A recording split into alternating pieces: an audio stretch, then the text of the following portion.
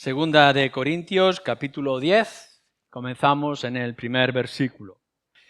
Yo, Pablo, os ruego por la mansedumbre y ternura de Cristo, yo que estando presente ciertamente soy humilde entre vosotros, mas ausente soy osado para con vosotros, ruego pues que cuando esté presente no tenga que usar de aquella osadía con que estoy dispuesto a proceder resueltamente contra algunos que nos tienen como si anduviésemos según la carne. Pues aunque andamos en la carne, no militamos según la carne. Porque las armas de nuestra milicia no son carnales, sino poderosas en Dios para la destrucción de fortalezas, derribando argumentos y toda altivez que se levanta contra el conocimiento de Dios, y llevando cautivo todo pensamiento a la obediencia a Cristo, y estando prontos para castigar toda desobediencia cuando vuestra obediencia sea perfecta. Lo veamos o no, nos guste o no, no podemos llegar a decir que la vida de los creyentes y de los cristianos es una vida de paz, de sosiego y tranquilidad hasta que nuestro Señor Jesucristo venga. No hay cosa como esta en las Escrituras. Al contrario, en más de una ocasión, en muchas ocasiones, nos habla de que estamos en conflicto, que estamos en guerra y que somos parte de una milicia, de un ejército. Y por tanto eso implica que hay enemigos, que hay batallas que llevar y que a veces perdemos, otras veces ganamos, pero que tenemos por delante de nosotros un reino, que es el de nuestro Señor Jesucristo, que camina hacia la victoria definitiva, como nos lo marca el libro de Apocalipsis. Así que tenemos que hablar de vez en cuando de esta realidad que se nos presenta. Y es lo que Pablo introduce en la carta ahora en este punto del capítulo 10. Como veréis, hay una diferencia en el tema y en el estilo a los capítulos anteriores. Si recordáis, en el capítulo 8, capítulo 9, ha estado hablando de las ofrendas que se estaban recogiendo para ayudar a hermanos en otros lugares, en Jerusalén. Y ahí nos estaba dando principios de cómo nosotros deberíamos organizarnos, participar en esta ofrenda, en este servicio para los santos, como él llama. Pero ahora, en el capítulo 10, hace como una interrupción o un cambio para dar un giro a los temas que él quiere tratar, que no son nuevos, porque en otros lugares de la carta y también en la carta anterior y otras cartas a otras iglesias ha tenido que tratar de estos asuntos en particular. Quizá ese estilo que cambia es porque si anteriormente podría Pablo estar dirigiéndose a los creyentes normales, había que participar y ofrendar para ayudar, ahora parece que se va a dirigir, o al menos indirectamente, se va a dirigir a aquellos opositores a su ministerio y a su apostolado. Por eso hay un cambio de lenguaje que no nos debe de sorprender cuando os dirijáis a esta parte de la carta. Pablo está preparando su visita y les está diciendo, bueno, no me gustaría ir a la visita que quiero hacer enfadado. Al contrario, quería ir con sosiego y con paz. Si veis en el versículo 1, pero luego miráis en el capítulo 12, por ejemplo, versículo 14, capítulo 13, versículo 1, voy a ir, pero que no tenga que ir con osadía, con enfado o con genio. Al contrario, aquí lo que nos está diciendo en el capítulo es, os ruego, os sugiero, no está dando tanto una orden, sino considerar estas cosas. En más de una ocasión, en las diferentes cartas, primera y segunda, Pablo, en lugar de dirigirse con la autoridad de apóstol, se dirige con ruego y con súplicas para los que le están leyendo. Pero tiene asuntos que tratar y son asuntos serios que no da la sensación de que se pudieran tratar suficientemente con carta. y que hay que hacerlo de manera directa. Hay cosas que uno puede llegar y decir, mira, tenéis que dar este giro a la doctrina, tenéis que tener estas cosas en consideración, pero cuando hay personas envueltas que lo que están haciendo es minando la autoridad, tanto del Evangelio como de la persona, Pablo dice, bueno, esperar a que yo vaya y entonces veréis cómo se tienen que tratar las cosas. Porque lo que Pablo, hemos dicho algunas veces, está haciendo es defender su apostolado que está unido a su mensaje. Si el mensaje es dañado, entonces él queda como un falso y un mentiroso. Si su apostolado, su servicio, llamamiento es dañado, entonces el mensaje pierde el valor o pierde el poder. Por eso constantemente tiene que dar su testimonio y tiene que manifestarlo de esta manera.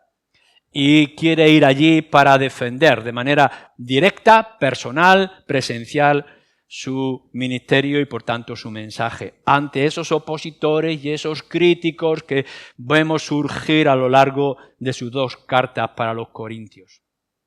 Y entonces lo que aquí se nos sugiere, lo que surge en esta carta es un aspecto que es importante, ya he señalado al principio, que es nuestra lucha como creyentes, la lucha cristiana, nuestra milicia, es decir, nuestro ser militares. Vamos a ponerlo en cuatro partes, 4 puntos. Primero vamos a mirar lo que es el problema que se trata en las Escrituras y el problema concreto que nos encontramos aquí. Luego tendremos que ver dónde está nuestro lugar, cuál es nuestra parte, nuestra milicia, a dónde y a quién pertenecemos. Tendremos que ver las armas con las cuales nosotros luchamos en este contexto en particular que Pablo está presentando y el fin que estamos buscando, que Pablo está buscando. Así que lo primero que tendremos que definir en este conflicto que Pablo quiere tratar a nivel personal suyo y de la iglesia de Corinto es el problema. Y el problema es que si tú eres creyente en esta mañana, seas creyente de muchos años, sea un creyente reciente, sea un creyente muy comprometido o un creyente algo superficial, estás en guerra espiritual y no puedes escapar de ella en ninguna forma.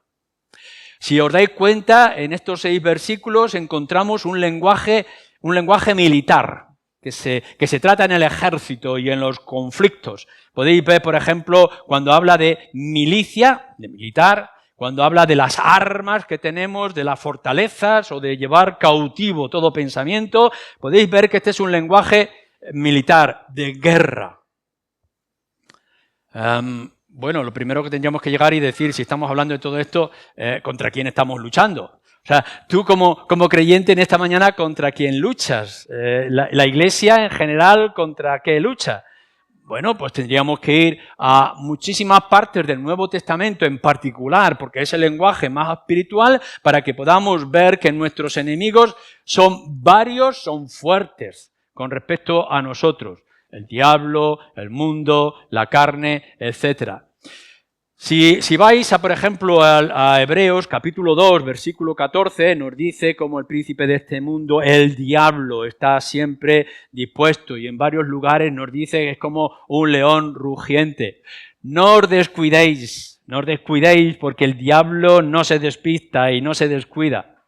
En el momento que deis un cerrar de ojos, un descansar, un abandonar los principios bíblicos, el diablo está allí para atacaros en vuestro frente más débil que tenéis como creyente. No va a atacaros en lo más fuerte, en los muros más altos de vuestra alma, sino en aquellos que habéis abandonado o que habéis descuidado. El apóstol Pedro, en su primera carta, nos dice de los deseos carnales que batallan contra el alma. Esto es lo que nos está describiendo a cada uno de nosotros. Porque por una parte nuestro cuerpo, nuestros instintos, ya sean sexuales o de apetitos de cualquier tipo, podemos ver que luchan contra nuestra propia alma. Y aun cuando nosotros queremos servir y honrar al Señor, tenemos, dice Pablo también en la carta a los Romanos, esta carne nuestra que nos vuelve a recordar que hay una ley en nuestro interior. ¿Cómo nos gustaría romper esos deseos y esos apetitos que surgen constantemente? Los deseos carnales que batallan contra nuestra propia alma y que es algo en nuestro interior. O cuando nos dice también en varios lugares, en Primera de Juan, en particular el capítulo 5, o Santiago también nos lo hace recordar el mundo.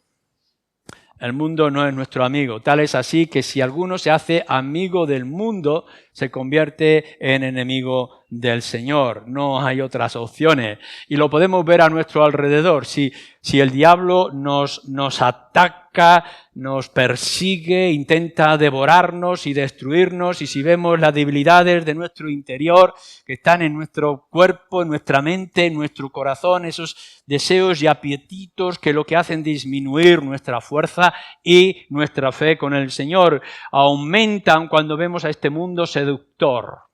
El mundo no es feo, el mundo es hermoso e intenta seducirnos y desviarnos de nuestro camino.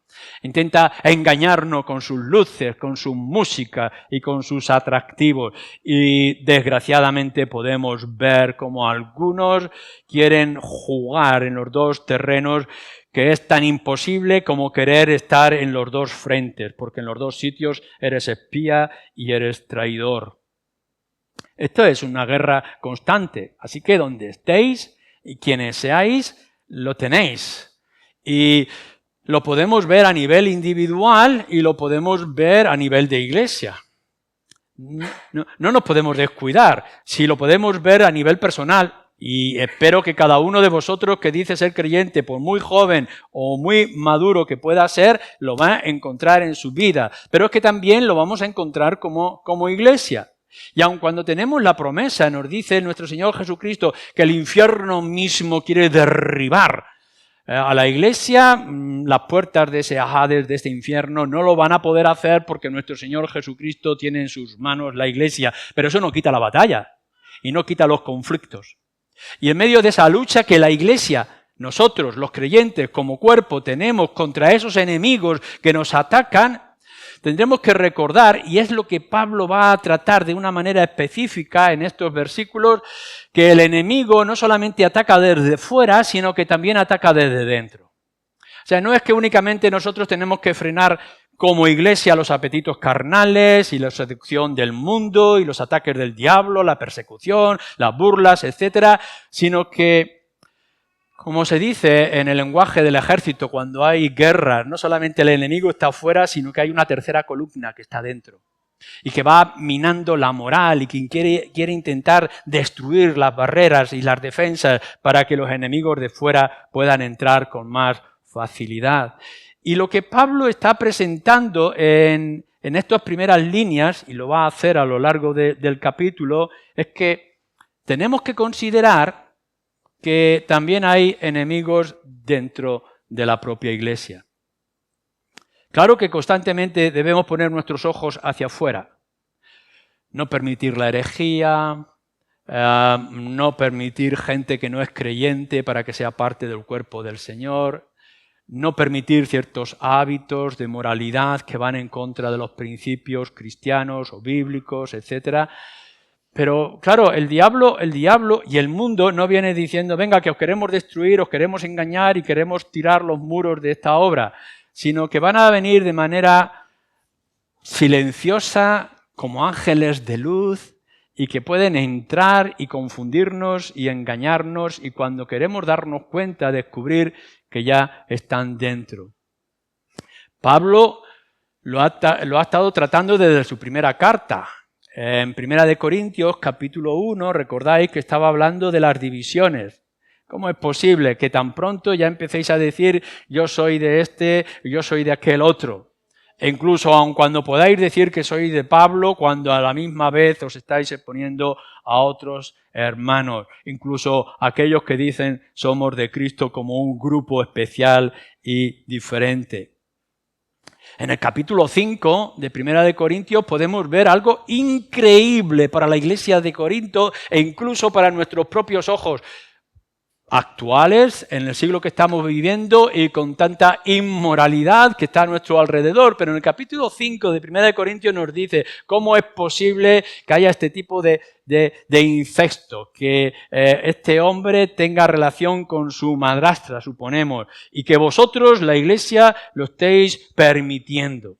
Fijaros bien, por una parte ya hay unas divisiones, o se estaba extendiendo una división dentro de la iglesia de Corinto, y a la misma vez había este asunto de inmoralidad que no debería de ser único y que no se estaba ejerciendo la disciplina suficiente, y a la misma vez Pablo en el capítulo siguiente, el capítulo 11 de nuestra carta, versículo 4, dice: porque si viene alguno predicando a otro Jesús que el que os hemos predicado, o si recibís otro espíritu que el que habéis recibido, u otro evangelio que el que habéis aceptado, bien lo toleráis. Así que, fijaros, esta iglesia con tanta información, que hacía muy poco habían descubierto el Evangelio por la obra extraordinaria del Espíritu a través de Pablo, ya dice, ya estáis tolerando este tipo de asuntos y de circunstancias. Esta es la realidad.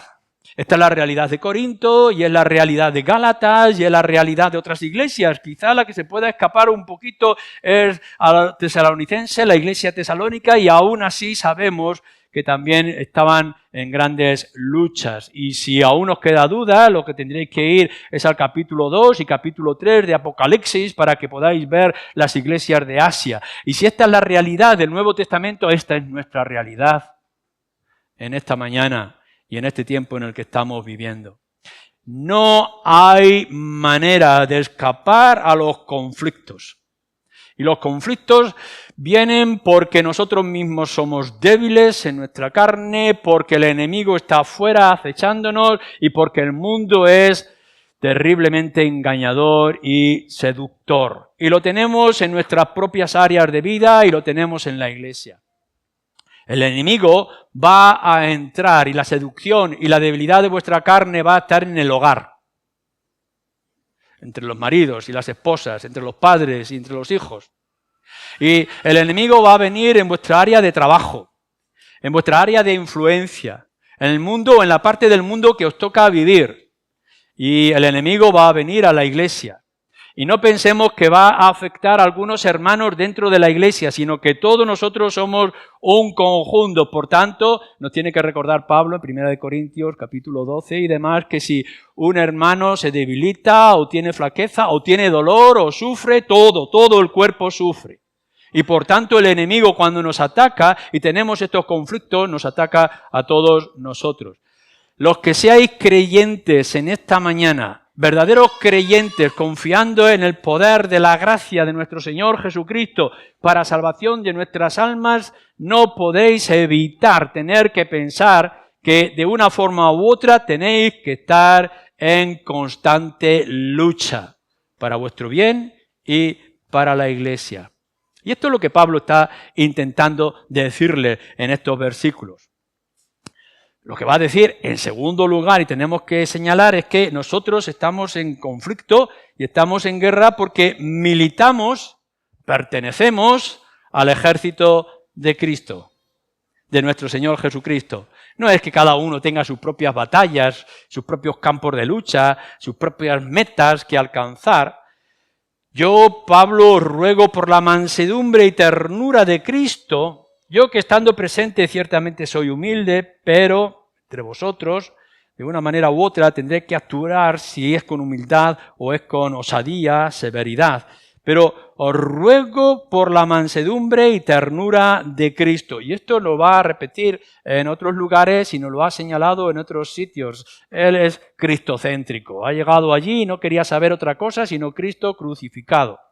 Y no estaba buscando sabiduría para sí mismo, ni sabiduría para los hombres, porque todo era en Cristo Jesús. Su llamamiento es Cristo, su mensaje es Cristo, el contenido es Cristo en todo momento. Cristo es manso, dice, y es tierno, o como algunos traducen, bondadoso. Y esto es donde nosotros debemos de empezar y donde debemos de continuar. Que somos parte de nuestro Señor Jesucristo. Cristo es el que ha conquistado nuestra mente, espero, y que haya conquistado nuestro corazón, espero. Y si ha conquistado nuestra mente y ha conquistado nuestro corazón, espero que también conquiste completamente vuestra voluntad. Nuestro Señor Jesucristo, a lo largo del Evangelio, no está diciendo únicamente, oye, mira, convertiros, aceptarme y que luego cada uno vaya por su lado y que busque sus propias luchas. No, fijaros lo que dice en el Evangelio de Mateo, capítulo 11, versículo 29. Aprended de mí. No solamente soy el Salvador, sino que soy además la imagen que tenéis que reflejaros, soy el ejemplo que tenéis que seguir. Aprended de mí, ¿qué? Que soy manso y humilde. Esto es lo que yo estoy, esto es lo que yo soy, esto es lo que yo quiero para vosotros. Aprended de mí, que soy manso y humilde.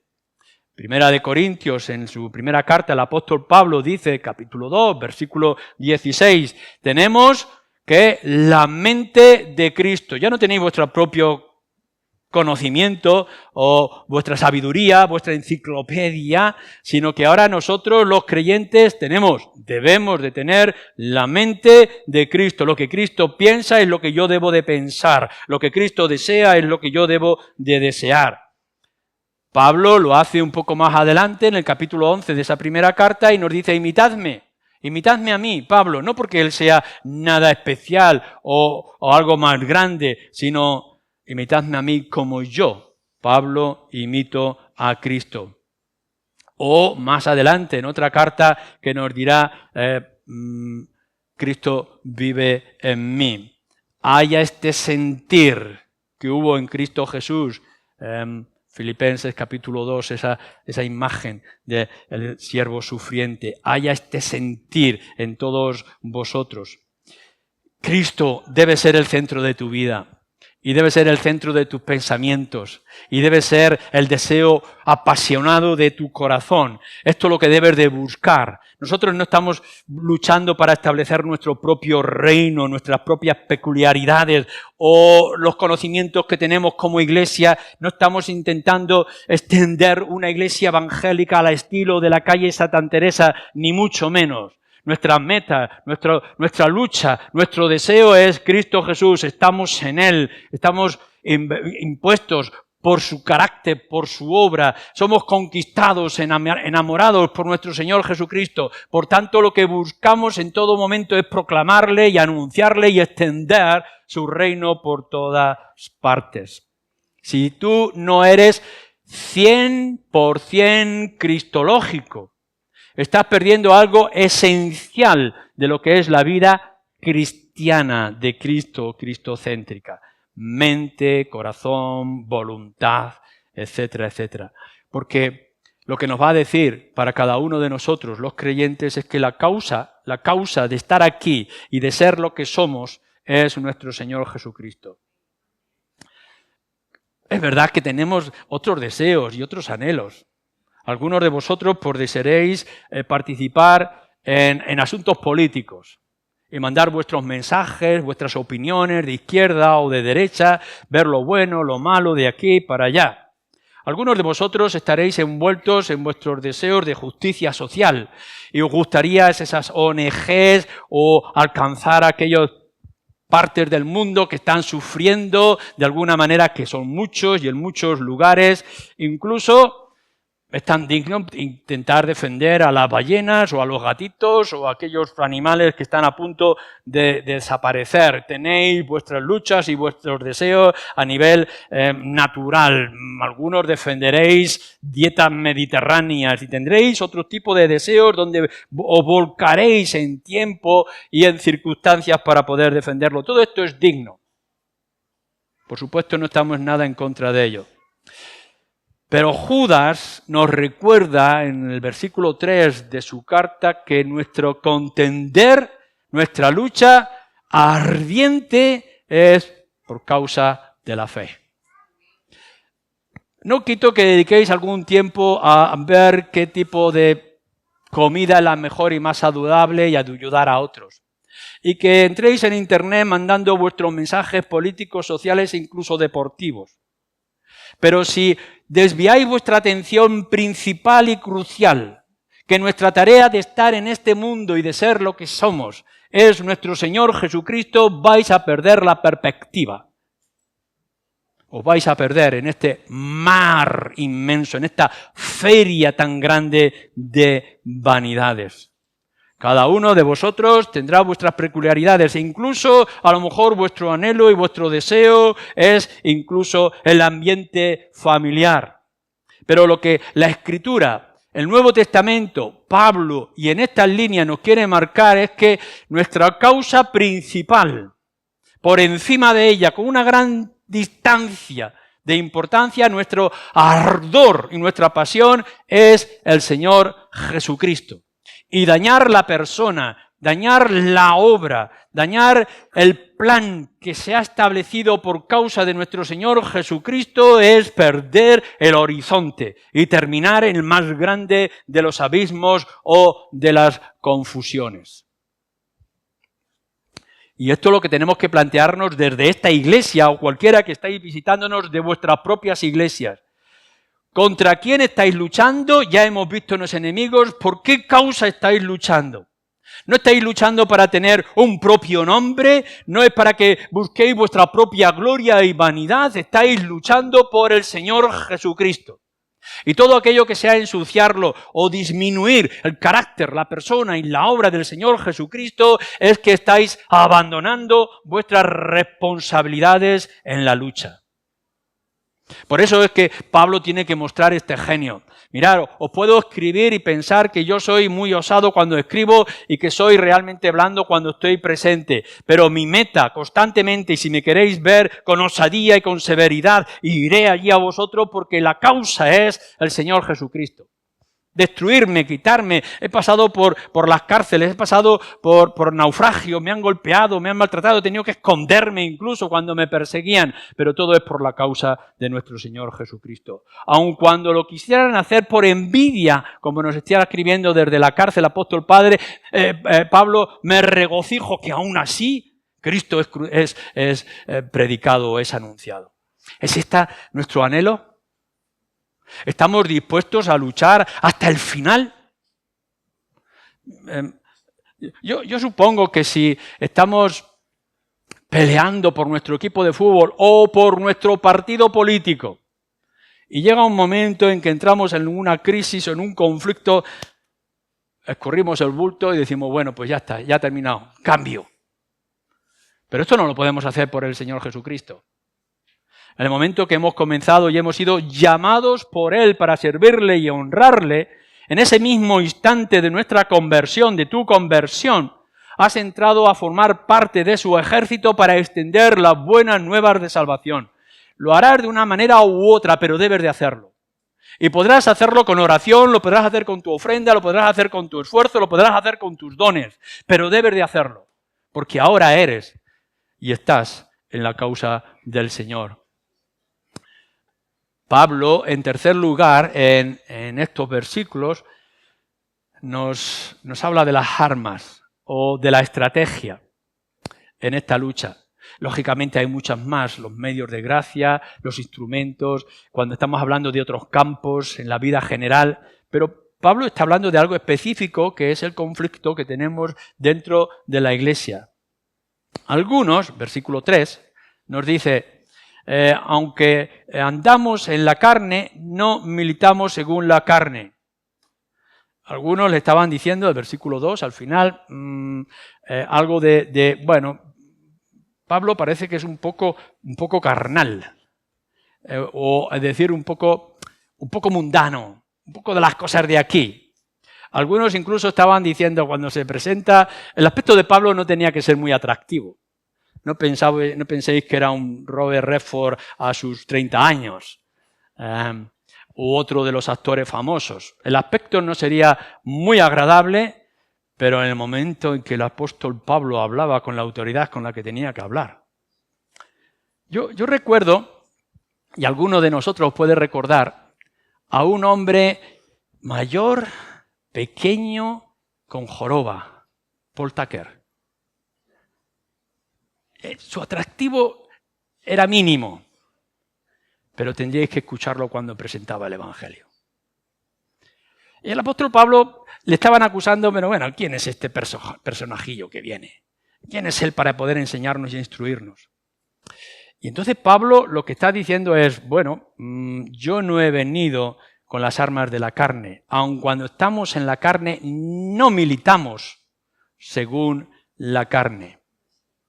Es lo que nuestro Señor Jesucristo nos dice según el Evangelio de Juan capítulo 17. En el mundo pero sin ser del mundo.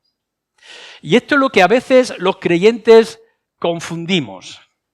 Y esto es lo primero que nosotros tenemos que recordar en nuestra causa por Cristo y por el reino de Cristo. Estamos en el mundo y estamos limitados por las cosas del mundo, pero no somos del mundo y no militamos según la carne, según nuestra propia naturaleza. El cuerpo nuestro tiene sus posibilidades, pero también tiene sus limitaciones. Tiene sus impulsos y a veces sus impulsos, sus instintos se equivocan. Hoy en día, por ejemplo, nos encontramos constantemente con las mentiras, fake news, con los bulos. Cuán difícil es, por los medios que tenemos de internet, los medios que ahora llegan a nuestra casa y entran por todos los posibilidades, móvil, tablets, internet, televisión, la radio, los libros. Es muy difícil de separar la verdad de la mentira. La mentira viene con tanta luz, con tanto resplandor. Y estas son las armas de hoy. Tú miente, que algo queda. Cuando se descubra la verdad, ya será tarde.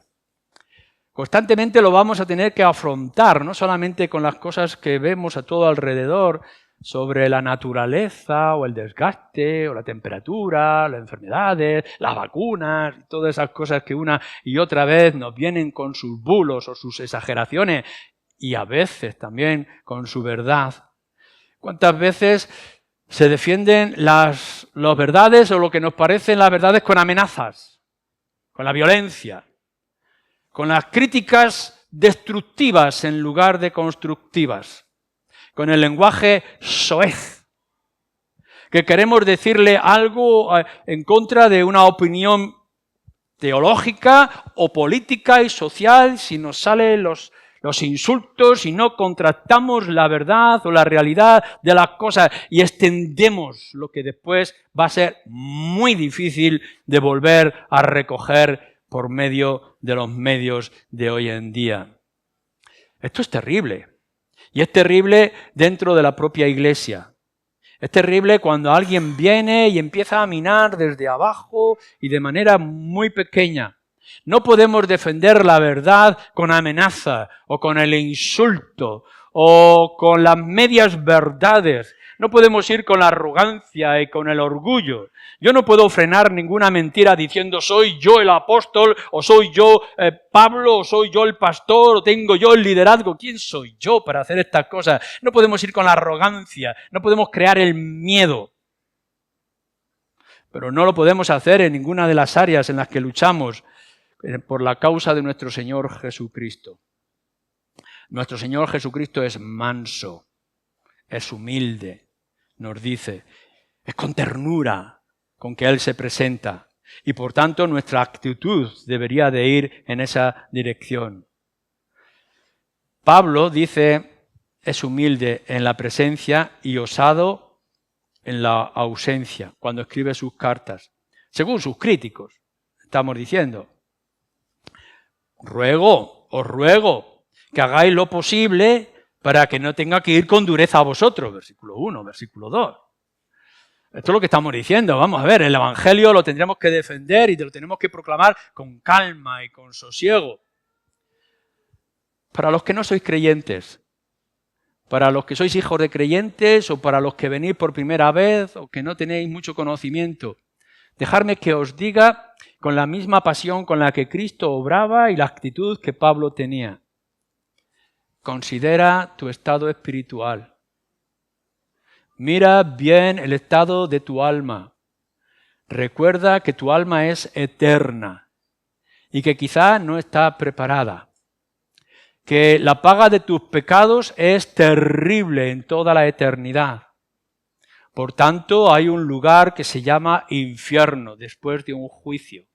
Esto te lo estoy diciendo a ti que no eres creyente. Pero a la misma vez te estoy diciendo, pero hay esperanza.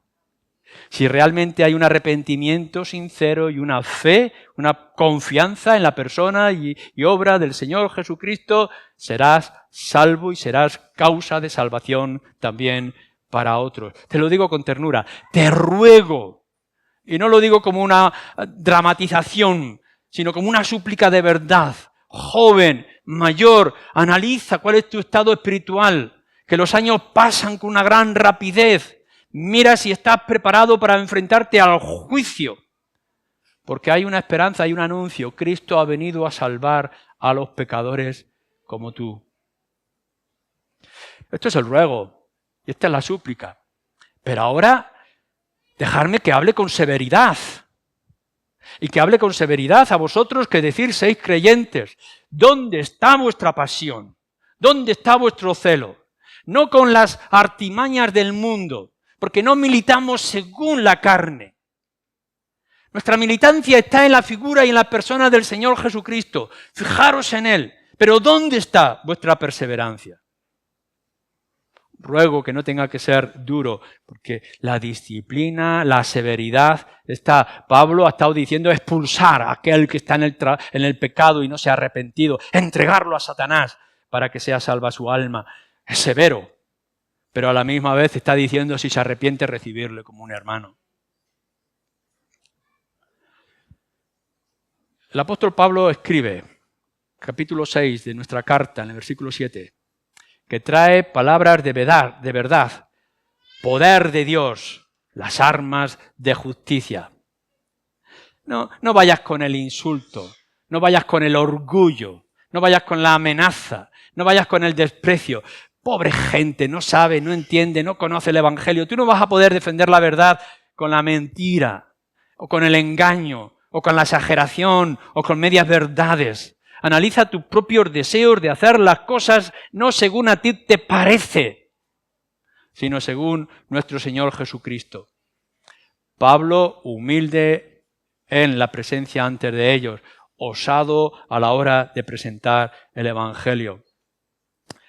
Romanos capítulo 13.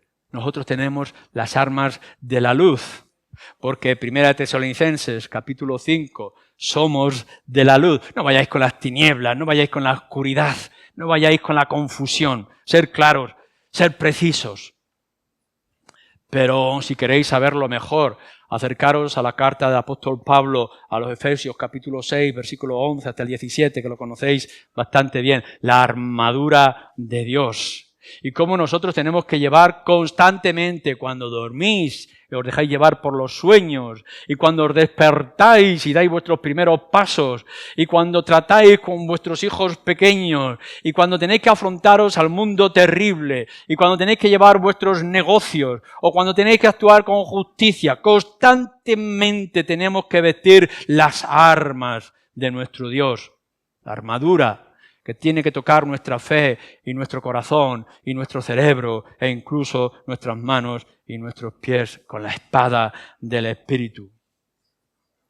Eso es lo que somos nosotros. Y así nosotros debemos de actuar, como nos muestra el apóstol Pablo. Palabras de verdad. El creyente no puede ser una persona silenciada o silenciosa, callada. Podemos ser tímidos, pero nunca podemos ser indiferentes. Tenemos que estar siempre dispuestos para llevar el mensaje allá donde se nos pueda demandar. No vayamos con las armas para destrucción, sino de conquista, con la pasión que nuestro Señor Jesucristo obró, o podemos ver en el apóstol Pablo. Pero ¿cuál es el fin? En cuarto y último lugar. ¿Qué es lo que nos está diciendo Pablo con respecto a la iglesia de Corinto y que no tenemos que estar en esas milicias mundanas, sino dejarnos llevar por la presencia, la obra, la persona de nuestro Señor Jesucristo? Lo pone en varias formas. Fijaros lo que nos dice el versículo 4. Porque las armas de nuestra milicia no son carnales, sino poderosas en Dios. ¿Para qué? Para la destrucción de las fortalezas, derribando argumentos y toda altivez que se levanta contra el conocimiento de nuestro Dios. Destruir fortalezas. Nosotros ya no estamos con los grandes ejércitos. Recordáis que Jericó no cayó, sus inmensos muros no cayeron porque golpearon grandes máquinas de guerra o porque tuvieron grandes animales de destrucción o porque empujaron con todo su ejército, sino que recorrieron alrededor con la presencia y la gloria del Señor hasta que los muros se derribaron. Nosotros no vamos a conquistar el mundo.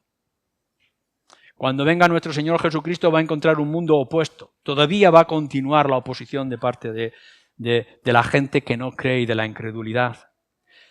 Pero nosotros tenemos la posibilidad como iglesia y como creyentes dentro de nuestro propio interior como cuerpo, como también con respecto a lo de fuera, de destruir fortalezas y derribar argumentos. Y nos vendrán diciendo aquello o aquello otro, las nuevas novedades filosóficas, teológicas que se puedan inventar. Pero tenemos la capacidad para que toda altivez que se levanta contra el conocimiento de nuestro Dios caigan por su propio peso. El apóstol Pedro, en su primera carta, en el capítulo 3, nos dice que cada uno de nosotros tenemos que estar dispuestos para traer los argumentos cuando demanden prueba de nuestra fe. De alguna manera tenemos que estar siempre preparados para dar la respuesta adecuada. Tenéis que estar siempre preparados para dar la respuesta que os exijan y que os busquen. Si alguien viene y os dice por qué eres evangélico, por qué vas a la iglesia, por qué crees en el Señor Jesucristo, por qué estas verdades o aquellas otras, no puede llegar y decir, bueno, ahora es que yo tengo que ir a desayunar. ¿Es que tengo otros asuntos más importantes que este? Tenemos que estar siempre dispuestos. No podemos llegar y decir, no, es que yo no me he preparado para estas cosas. Yo no sé, yo sé que me han dicho allí el pastor Luis que ha dicho que Cristo es Señor y Salvador, pero mucho más no sé. ¿Cómo que no sabes más? ¿No tendríamos que esforzarnos en conocer más de las Escrituras? ¿Os conformáis con la minudencia de un mensaje bíblico domingo tras domingo? ¿Con esos pequeños minutos que tienes de lectura de las Escrituras? Tendremos que ir más allá, tenemos que estar preparados para cualquier argumento. Por supuesto que hay cosas que no podemos responder ante las invenciones y la imaginación de nuestros enemigos, pero proclamar a Cristo, hablar de las maravillas de nuestro Señor Jesús, las riquezas de su gloria, el poder de la cruz, de que Él vino a este mundo, que no cometió pecado y que cargó todos los pecados nuestros de su pueblo y que los dejó clavados en la cruz y que después de muerto 3 días resucitó en victoria y que ahora está en los cielos a la derecha del Padre intercediendo por los suyos. ¿Es que esto no lo sabemos? Por supuesto que tenemos que derribar todo ese tipo de argumentos, de arrogancia y de altivez. No os dejéis engañar. Vienen con mucho ruido, con mucha exageración, con mucho insulto, con mucho desprecio. Y te dirán quién eres tú y dónde está tu sabiduría, dónde está tu inteligencia, dónde están tus habilidades, dónde están los ingenieros, los arquitectos, los reyes, los gobernantes de este mundo. Pero el Espíritu es mucho más grande que todo eso. No necesitamos prepararnos con los conocimientos de hoy. Cuando estéis delante de los reyes, cuando tengáis que dar testimonio, si en verdad hay una preparación sublime y un uso de los medios de gracia, la Escritura y la presencia del Espíritu y la oración, el Espíritu vendrá y pondrá palabras en vuestra boca. Pero tenemos que estar dispuestos. Es la apologética cristiana. Buscar las pruebas y los argumentos que sean necesarios. Algunos de vosotros tendréis la capacidad y rogamos para que haya más hombres y mujeres con esa capacidad, que estudien, que profundicen con todos los temas, con todas las luchas y conflictos que tenemos, los argumentos mundanos. Necesitamos una apologética rica. Por supuesto que sí. Pero lo que necesitamos es un esfuerzo y un celo cristiano de cada uno de nosotros. Proclamar a Cristo. O como nos dice aquí, llevar todo pensamiento cautivo a nuestro Señor Jesucristo. Esta es la meta.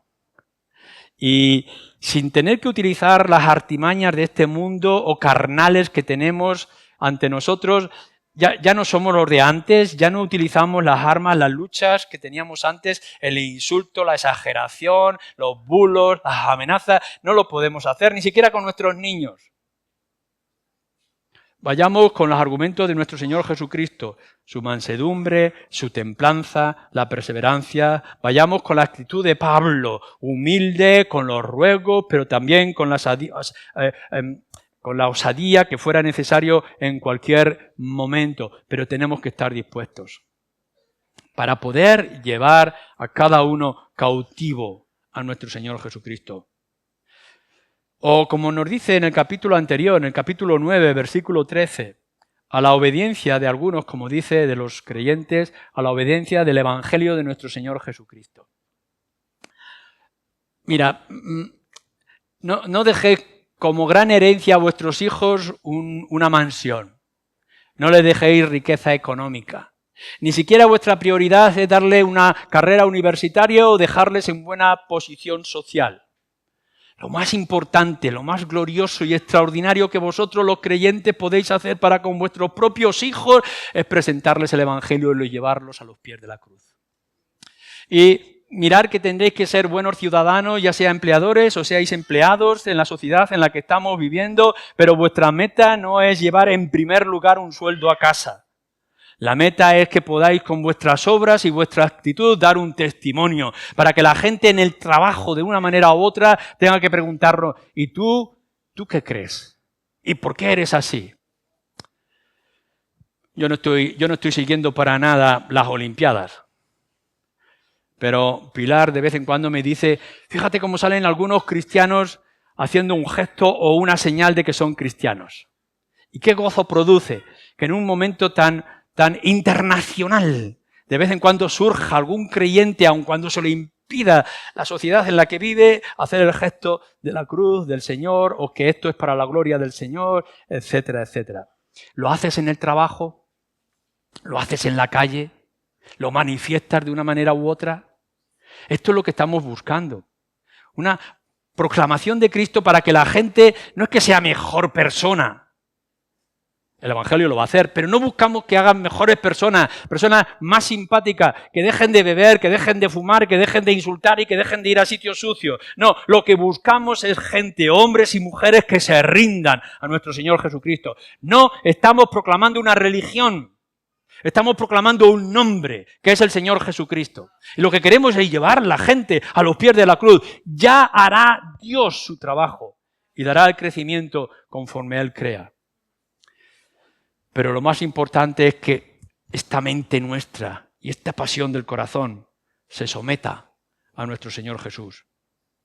Y termina en el versículo 6 señalándonos también, y estando prontos para castigar toda desobediencia cuando vuestra obediencia sea perfecta. En los ejércitos, una de las cosas que más se teme y que son más terribles y son más dañinas, aparte de esa tercera columna que se mete de enemigos dentro del ejército bueno, es la deserción y es la rebeldía. Cuando uno hacía el servicio militar, lo que primero te decían es que la cobardía y la deserción era terrible, incluso se castigaba con el fusilamiento. Lo que Pablo nos está diciendo aquí, nos está trayendo una advertencia, es que si tengo que actuar de manera severa, lo haremos. Por la deserción, por aquellos que abandonan, por la desobediencia. Si algo tenemos que ser tajantes y duros es aquellos que dicen ser creyentes pero que no son creyentes, o actúan como no creyentes. Es una barrera, es una dificultad. Es lo que estaba luchando el pueblo de Dios cuando salió de Egipto. ¿Recordáis? Han salido de Egipto y muchos de ellos llevaban sus ídolos. Y todavía no habían roto con los dioses de Egipto. Y eso fue una piedra de tropiezo a lo largo del camino e incluso cuando entraron en la tierra prometida. Dejadme que os diga que a la misma vez que manifestamos una pasión por la causa de Cristo y de su nombre y de su gloria, esto nos tiene que llevar no solamente a luchar para que la gente se rinda a nuestro Señor Jesucristo, sino por aquellos que haya rebeldía y una vuelta atrás del Señor Jesús. Porque lo que estamos buscando es el futuro. y es la perfección de la fe. Buscamos que cada uno de vosotros llegue a ser una persona completa y que todos nosotros los creyentes hagamos completo la obra del Señor. Y para eso a veces habrá que actuar con severidad y con dureza, pero no porque no amemos al caído o al enfermo o al debilitado o al engañado y al confuso, sino porque lo que queremos es que la causa de Cristo resplandezca con toda su luz y con toda su gloria, y nosotros somos los que llevamos esa luz en nuestras manos. La disciplina no es algo que temer, la disciplina es algo que desear en nuestra vida cristiana.